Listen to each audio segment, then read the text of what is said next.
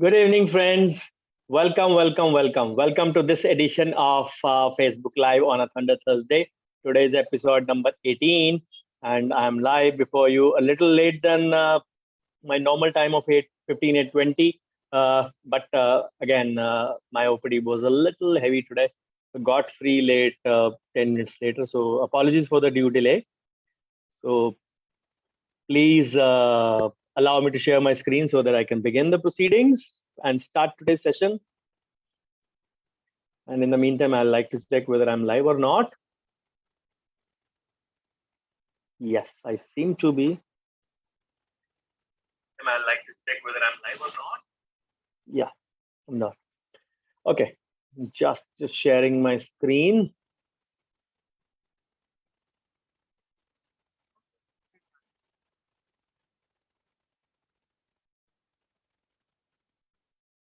So, good evening, everyone. Once again, I welcome you officially once again to this episode number 18 of 26 episodes that we have designed or planned for the year 2022, the first half from 1st Jan to 30th Jan. And I hope you are enjoying this series. As usual, once again, apologies for being late. My OPD finished 10 minutes later. I'm sorry for that. Let's begin. As usual, all my presentations will always begin with thanking the Lord Almighty who's given me much more than what I deserve. And when it comes to finance, of course, no thanks is lesser for my dad, who has been instrumental in teaching me the clinical part of finance. So thank you, Dad. I miss you. It's almost close to 3 years that we lost him. So this is my brief CV. You all know about it. Won't waste much time over here.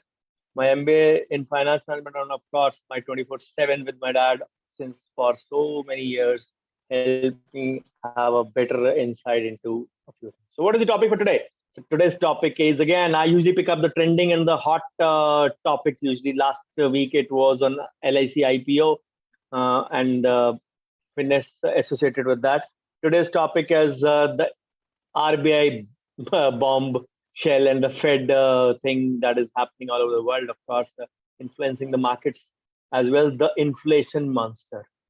Caution or precaution matters. So this is the topic for today. So we'll be dealing a bit about inflation because inflation, in simple language, if we say, is one thing which eats up into our savings, which eats up into our investment, which decides the way we behave, which decides the way we spend, which decides the way we invest, which decides the way we get output. There are so many things that are dependent on inflation in a normal middle class family. Of course, it matters for all the social strata. I'm not saying somebody is immune from it, but mostly you can say the middle class is the one that bears the major brunt of it. The lower class still has a lesser spectrum of wish horses. The higher class doesn't have much of difference in totality if we look at it. So it is the major middle class which bears the major brunt. So let's look at today's topic. It is inflation, and we discuss the same today in short. So we all know a lot of things have been happening because of the Russia-Ukraine crisis as well, which is responsible for inflation all across the world. Major exports, major imports were held, which were being done to these countries. Russia is not a small country. It was Ukraine versus any other so previously Soviet Union country. Maybe much of difference won't have happened. But Russia is a bigger country. There were a lot of financial sanctions by United Nations, and of course under the garb of United Nations by the US and the Western world, and especially the European world, of course. So, but the only thing is that Russia didn't seem to get affected by all that, and the war is still on.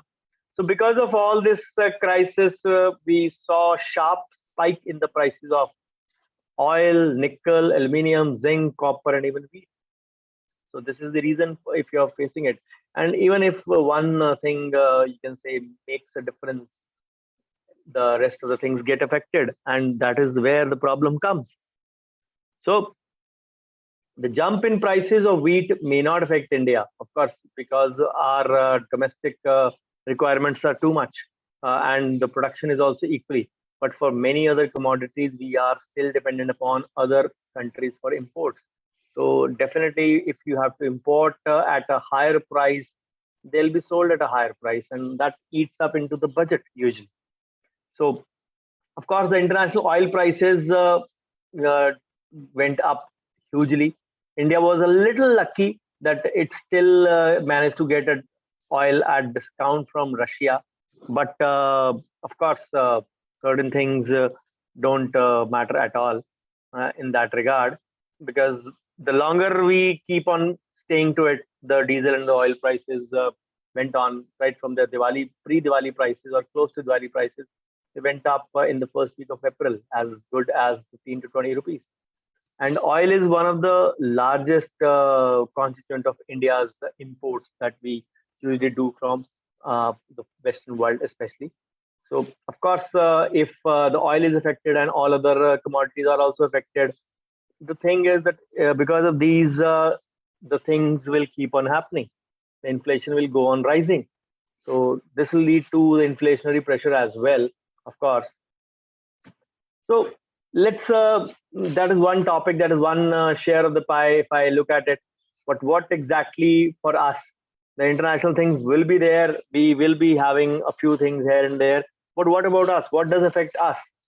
Of course, as I said, it affects the way we look at things, the way we behave, the way we spend, the way we invest. Of course, if inflation is rising, the market rates would change, the equities will correct, and so many things would happen. So we need to cushion our portfolio, the financial portfolio, हमारी जमा पूंजी, हमारी savings, हमारी investments also from inflation.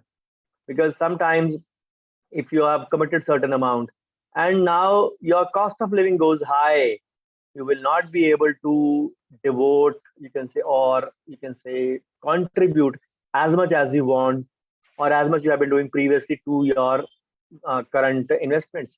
So you need to make sure that your investment still keeps on earning, and you try to be in that cycle that it does not affect your spending at all. So if I talk about the US comparison of how the price of a cup of a coffee has changed over time from in the past 50 years, from 70 to 2020, from 25 cents to $2 or from $5, $6. So that is the way the price of coffee has changed. And of course, in India, there are so many things which have changed. We can say in these past, not 50, but even 20 years, they've gone up 4, 5, 6 times. So what are the key things? How can we cushion those things, or what are the points we need to look at it? The point is, whenever you look at your investments, you look at your returns, please look at the real returns, inflation adjusted and other things.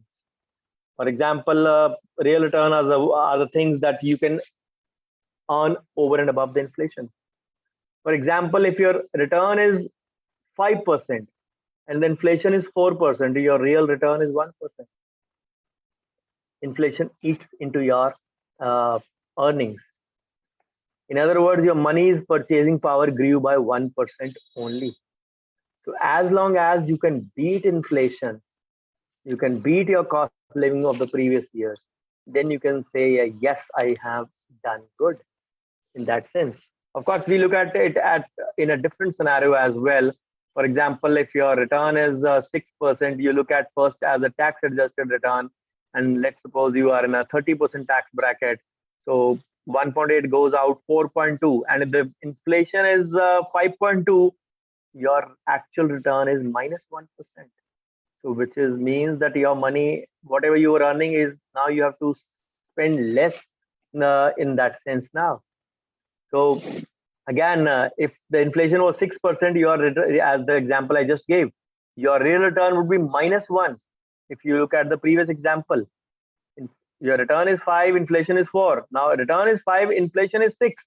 The real return is -1. That is a loss of 1% of your money in terms of purchasing power. You'll have to spend more to fetch the same items, what you are getting with that. It's not about the return part, it is about the percentage part which matters. So the real returns are also known as the inflation adjusted returns. The thing is, we don't know that we are affected by it. Cut the COVID period. Let's talk of the normal time. If you see your past records, if you are maintaining a day book of spending, for example, Again, COVID years discounted. For example, in May 2021, if you had your cost of living, everything, your kids' fees, ration, whatever your bills, everything included, your home expenses, domestic expenses, and your life expenses otherwise. For example, if it was 50,000, in today's time, in May 2022, it would be 55,000. So if the government figure even puts it at 4% or 5% or 6% of inflation, your actual cost of living has risen by 10% from 50 to 55,000 rupees per month. So the real inflation and the government figure inflation sometimes does matter. And you'll say 5,000 में क्या फर्क पड़ता है? 5,000 में एक SIP लग जाती है, which can give you over a, you can say, a 20-year period about more than 1 crore rupees if that is invested every month. And this is, I'm talking of 1 year. So look at the longer perspective, look at the bigger picture. So 5,000 her month, कितने months, कितने years, यही चीज शायद May 23 में आपकी 8,000 हो जाए, 10,000 हो जाए, compared to 2021 में, 2022, 2024 में और हो जाए. So you are actually increasing that amount. We are still saying अगर 5,000 भी आपकी बढ़ती है, 5,000 is there, then it can make a huge difference in your portfolio in that part. So the thing is, you have to look at your returns in terms of that you can consistently beat inflation. If your returns can't beat inflation, I'm sorry to say you're living in a negative world. Because why I'm saying it is, most of the Indians are fond of FDs, fixed deposits, as our old parents have suggested, forefathers have suggested.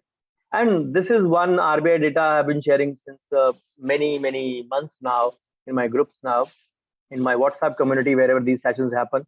So as per the RBI's data, the total money invested in FD stood at 142 lakh crore as on 11th Feb this year, which is almost 3.5 times plus than that of entire mutual fund industry AUM. AUM is assets under management. So सारे mutual fund के assets मिला दो तो they could be around 50 lakh crore or maybe 40 lakh crore. And the FD is 142 lakh crore, roughly 3.5 times plus. So we all want a safety in our investments, but we have to understand that FDs are no longer the choice of instrument. If you are still investing in FDs, you are losing your purchasing power. ठीक है, कुछ percentage FDs को exposure देना in the form of debt may be okay for some, but usually majority is not. I told in many of the previous sessions, for me, PPF is the new debt. People say, sir, PPF में कौन सा ज़्यादा मिलता है? 7.1 ही तो मिलता है. अरे, it is tax free, boss. If you're looking at 10% return, आप 30% tax bracket में हो, तो आपका after tax return बनती है 7%. It is giving you 7.1. And then I'm not saying grow from there. I'm saying treat it like the new debt. Why? Because anybody should have a mixed exposure to a equity or a debt. It should never be equity, hybrid and debt, I would say rather. For me, NPS is the new hybrid, although it is giving much more. PPF is the new debt, and equities, of course, remain still the equity choice. Equity can be stocks, equity can be mutual funds, predominantly. Of course, there are multiple options, but these are the shorter definitions or shorter classifications. I try to keep things simple and silly. Silly because, as they say, the KISS principle, keep it simple, silly. So I want to keep those things simple. You may have tens of options, but if you are not even sticking to the basics, you cannot even expect to, you can say, live as per the time you have been living. So this is India's inflation interest rates through the past 10 years.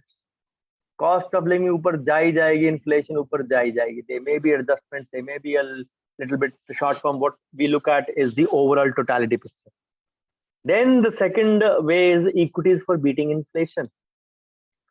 FD से ज़्यादा equity is a better option, of course. Go with historical data. In the past 30, 40, 50 years, equities have given more than 12% on an average. There might be years with 20, there might be years with 5, but on an average, 12% plus has been the equity returns. So not just the positive real returns, but also outshined all assets including debt and gold. Of course, debt is never meant to give you more than 8%. 5 to 8, 4 to 8% is the new definition of debt. Gold, of course, is not a comparable thing in this class. Of course, it is an asset class, but gold we used to hedge. Hedge is, you can say, to balance debt with equity. How do you do that? For example, if your debt returns are about 7 to 8% and your equity returns are 13 to 14%, something like gold would hedge and bring your average close to 10 to 11 or 12 maybe. And hybrid is already in that 10 to 11 range. So this is what we mean by something like a gold, which has to be there in your exposure to portfolio. It should be a part of your portfolio. And of course, I've taken so many sessions over it from a ETF, digital gold, whatever. But my personal favorite still stays to be the SGB, sovereign gold bonds. I've taken a lot of sessions, so I won't be wasting much time over the gold details.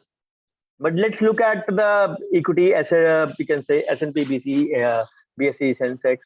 So this is the average or CAGR returns, compounded annual growth rates from 1980 to 2022 February this year, or 28 Feb 2022. So inflation data adjusted average inflation is 7.61. Bank FD average 8.9%. You'll say, "Hi, itne zyada average." Because I have seen it. FDs have given close to 12-13% as well. I have myself got the FDs in 2003-4 at this price, 12%, 13%. It was huge, of course. My dad used to have it at 16% at that time. Courtesy, he was an ex-staff member. In those days, they used to have 1% extra for staff member and then 1% extra for being a senior citizen. Ultimately, both of them are not 0.5, 0.5. So he had one FD at 16% also. Then gold, traditionally 8.82, and equity has given a return of 15.6. Of course, it is a volatile asset class, but then the volatility को beat करने का एक simple तरीका है to stay in with a longer period. Panic is what makes you lose equity in a flash. Panic is what makes you book losses in a flash. Patience is what makes you earn in equity over a period of time. Disciplined investment, patience in holding it. The time you stay in the market with your funds, with your stocks, whatever way, that is what will actually matter. Equities can be risky in short term, कि 2 साल 3 साल के लिए करना, maybe 2 साल अच्छे ना जाए, 3 साल अच्छे ना जाए. But if you look at the longer period, 5 to 6 years minimum, there are very less chances that equity आपको negative में दे. But over the period of 10 years, of course, there would be good average that can easily beat inflation. Of course, stock prices will keep on checking. कल RBI ने bomb गिराया, अपना repo rate बढ़ा के 40 BPS का, तो 4 से 2-2.5 साल से 4% पे चल रहा जब से कोविड आया. And still it was going because they wanted to put more money in the hands of people so that they have a increased purchasing power. But I think COVID wala jo situation that has been overdone now. So this was long due. Of course, the US Fed started it last month by raising 0.5, and then today they again raised it. Of course, India followed it. Or rather, India preceded the today's rate hike, and then the Bank of England also raised 1% today. So this is going to happen all over the world because the freebies are going to diminish now. The rates would be back to higher. Whatever home loan rates we have seen in the previous couple of years, they are one of the lowest. They have been one of the lowest. Of course, they'll also go on rising now. So yes, over the long period of time, equity risk reduces and can be mitigated also. Let me give you 3 healthy ways to go about equity investing. So number 1 is assess your risk profile with the help of an expert. आपका equity exposure कितना चाहिए? Normally we follow the 100 minus age or 80 minus age formula, depending upon what your age is. That is the percentage you need to put in equity. Then, of course, diversification with equity-oriented funds. There are multiple sectors which keep on changing. This sectoral growth happens in cycles, so we need to be aware of it. सब sectors को inflation से फर्क नहीं पड़ता है. Metals को शायद कई बार नहीं फर्क पड़ता, IT sector को कई बार नहीं पड़ता, infra को नहीं पड़ता. So things will, again, I'm just giving you an example. Not always that this happens. So it is not always that every sector gets corrected. Some sectors are immune sometimes, or they get very less affected. So you can diversify your equity holdings, some in a FMCG, some in consumer index, some in you can say IT, some in infra. So you can mix and match and do all those things. Then one of the best ways, third way, is investing the SIP way. SIPs are a great way to increase your discipline.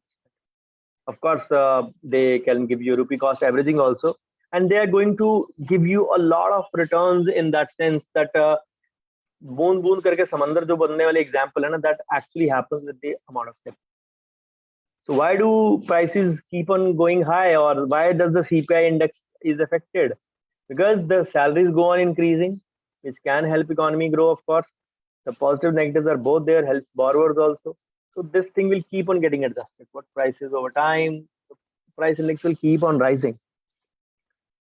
Then the third way is to add a little glitter to your portfolio. As I said, gold is one asset which can use to combat inflation as a hedge.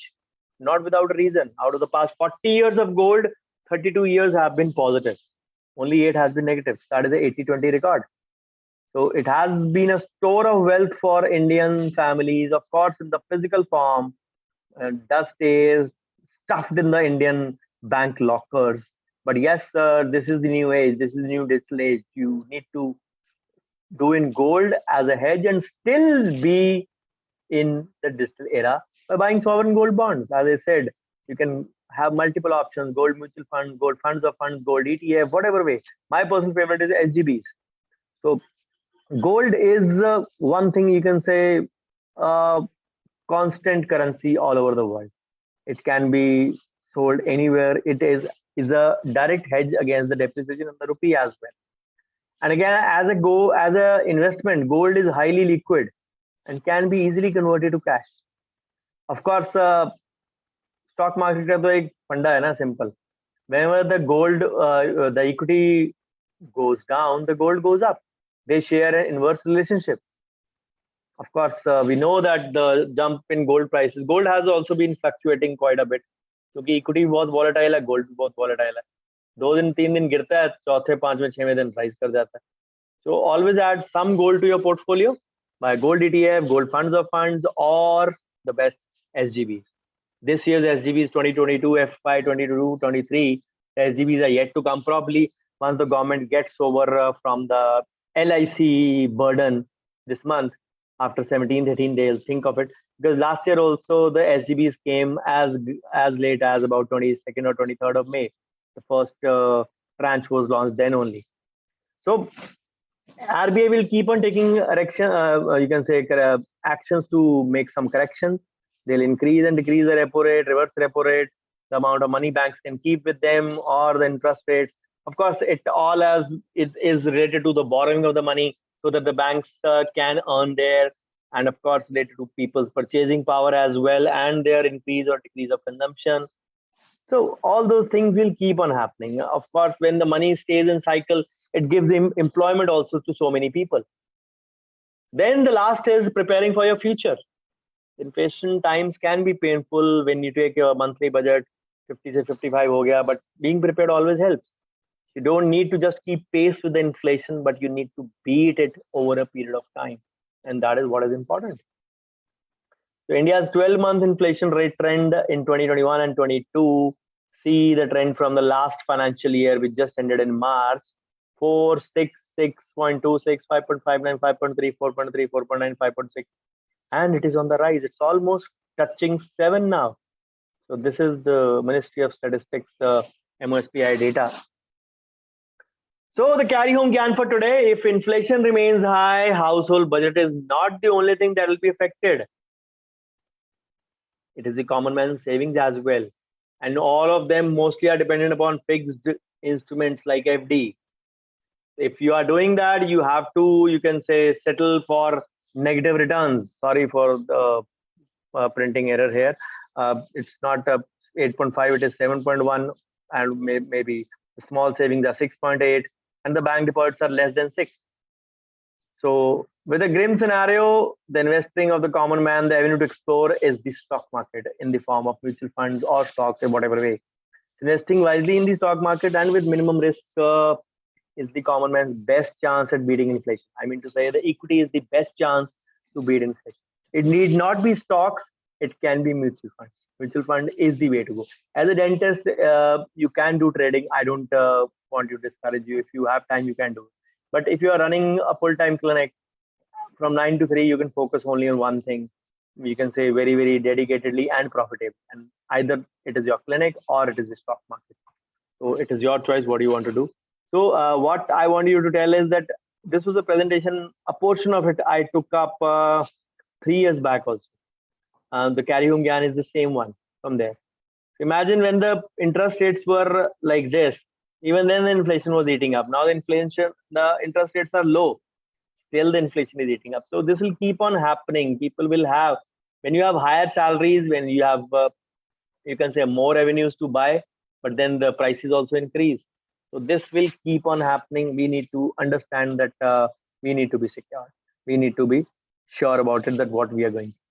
So I hope the moral of the whole story is clear to you. Inflation affects the cost of living, and the factors are higher food cost, higher petrol cost, higher utility or your bills cost, not receiving an increased salary or an increased income, not increasing your clinic charges in sync with the changing times, and higher interest rate on home loans, which have been the cheapest since past 2-3 years now. So I hope this session was able to give you some sense of understanding of what exactly inflation does to us. So thank you so much for your patient hearing. And this is my WhatsApp community. If you are interested, you can send me a message. I'll add you over there. This is my community, which I have been running for 4.5 years now. So I plan to limit it to 6 groups only, and the 6th group is already on. This is a totally advertisement-free group where only education is the fund, and this is not a time group. So this is my YouTube channel. As on 30th April, we have 460 plus videos already on my channel. If you're not yet a subscriber, go and hit the subscribe button and hit the bell icon as well. You'll be notified because I keep on posting at least 3 to 4 videos every. This is my social media presence by my name only, Dr. Bhavdeep. Clubhouse, Instagram, Facebook, wherever you want to connect with me, please do so. So do send me your valuable feedback on my number, personal message, SMS, WhatsApp, Facebook page, wherever this session, or YouTube, wherever you watch this session, do send me. Bookies and big bats both would be welcome in equal. Thank you so much for your patient hearing. And of course, I stop my share for questions and or acknowledging the visitors on my page where this session is happening. Hello, Dr. Sonia, ma'am. Hello, Dr. Ramchandra sir. Hello, Dr. Lalit. Hello, Dr. Vrinda. Hello, Dr. Renuka. Hello, Dr. Rajinder Desai. Hello, Dr. Atamjeet. Hello, Dr. Larissa. Hello, Dr. Rishabh. Hello, Dr. SP. Thank you, Dr. Ramchandra. Thank you, Dr. Sonia, ma'am. Dr. Rajinder Desai, what about parking in liquid fund? The question is, what about parking in liquid fund? Liquid fund is still going to be a debt option only, and debt has never the potential to beat inflation in today's time, especially if the inflation, you just saw the figure at 6.9%. The debt returns are already close to only 5.8, 5.9, less than 6. So you're starting off already with a negative page, and then you remember the after tax returns. If your after tax returns are close to 4%, inflation is 7%, you're already minus 3%. So I don't see any benefit in investing in liquid fund. Debt is already going through, debt and liquid is already going through a very, very bad patch, very bad cycle. And I don't recommend at all in current inflationary times to invest in a liquid fund or a debt fund. And I will personally not do it. However, you are free to do it. मैं लोगों को FD से भी बहुत मना करता हूँ. But the RBI data says people don't listen to anyone. Of course, they have 3.56 times more of your, you can say, money of India's money is in FD rather than the mutual fund industry. And mutual fund industry is supposed to be safer than the stock market at least. But still, the FD is going on everywhere. So instead of saving, again, I am a big fan of high earning saving bank accounts, which give me a cushion of 80 TTA as well. So if my money being liquid is earning 7%, which is way more than the debt which can offer, plus comes with a cushion of 80 TTA of 10,000, why would I not keep that money in a high earning saving bank account, especially the emergency fund, we all call it? Why do I keep it in a liquid fund bound, which is again, you can say, subject to fluctuation or returns? So I don't see any sense in that. Again, a personal choice, but that is what my opinion. I have been shouting about keeping it in high earning savings bank account since 4 years now. Only last year somebody acknowledged on Economic Times also about this option, because this was the option I've been using for 4.5 or 5 years now. So I don't see any benefit or any loss in this, because I have made money through that part, and of course giving lesser amount of tax in bargain in that sense. So thank you so much, Dr. Rajinder, for asking that question. So any more question? I'm here for 2 minutes. Um, Friends, this series is going to come to an end in the next episode, 8 episodes. Practically, you can say 2 months or 8 episodes. So after that, probably I'll be having short videos, but not as a live, as a pre-recorded videos. There will be different series. So make use of these episodes, whatever they're remaining. Today's 18th episode. I'll be back next Thursday with the 19th episode of Thunder Thursdays. And of course, on Monday with the 19th episode of Miraculous Mondays or Management Mondays, wherein we take the practice management and the medical legal sessions. So thank you so much. If there are no questions, I'd like to say goodbye. So thank you so much. Bye bye. Take care. Have a great weekend ahead.